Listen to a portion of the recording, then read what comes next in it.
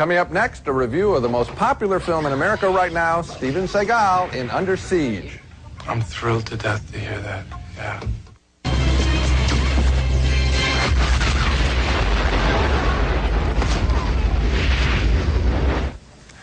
That's Steven Seagal, of course, in Under Siege, and to date, approximately 6 million people have already seen this film, and I'm sure that makes 6 million satisfied customers, because Under Siege is simply wonderful, an exciting and funny and totally energized action picture with a pair of terrific villains and a very funny hero. Seagal, of course, is the hero, a Navy cook who knows more than just how to stir up good grub. He finds himself on a nuclear warhead-loaded battleship in the Pacific that is suddenly under attack from an American-led terrorist group.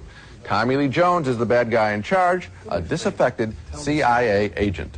You really think blowing up a bunch of innocent people is going to change anything? Who made you flip like this? I got tired of coming up with last-minute desperate solutions to impossible problems created by other people. Jones has either killed or locked up everybody on the ship except ex-Navy SEAL Seagal and a Playboy playmate, Erica Eleniak, who has been brought on board for a party. Tell you what, I'll carry everything. You kill whoever we run into, all right? I have a little rule about killing people. Well, actually, I have 2 rules. See, 1, I don't date musicians, and 2, I do not kill people, okay? Under Siege is a lot of fun. I've been recommending it to men and women alike, stressing it for women, as a matter of fact. There's such a joy to the filmmaking and the performances that it doesn't seem all that violent. Tommy Lee Jones, as always, is a credible villain, and Steven Seagal seems more human than ever before.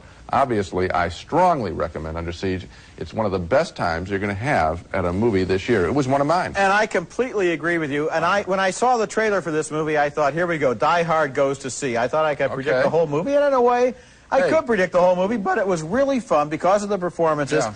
And I think you ought to mention the director, Andrew Davis, because this guy is unsung. Yes. And he made Code of Silence, which is the best Chuck Norris picture. He made Above the Law, Seagal's first film. He made The Package with Gene Hackman. He is an extremely efficient action director who here takes a situation that looks completely predictable. Yeah. And as you say, he has a lot of fun with it. Well, it is mounted very well. And when that movie term means it's big scale. Yeah. The shots, what I'm really impressed with is Andrew Davis and his editor. They lay the shots in just when you need them. You're saying, hey, wait a minute, what's happening down at the other end of the ship? And bang, if he isn't there with that shot and picking up that action. The fun of this, we have great casting. We've been Tommy Lee Jones fans for years. Well, Tommy Lee Jones is a terrific villain here. The surprise is Erica Eleniak as the Playboy playmate, because it's the kind of character in an action picture that is completely extraneous. Right. Here you have all these guys shooting each other. You introduce Miss July of 1989, who has nothing to do with anything and knows it. And she just follows him around, and she's going to hide behind him. And then she learns in the course of an hour or 2 how to be capable and strong, and it's a terrific change there. And you can see that this actress is actually playing a part. This isn't a documentary. She's very funny. She knows. It is. She uses the kind of valley speak a little bit that you might expect. It's a wonderful film. Really great fun. Okay, when we come back, Robert Redford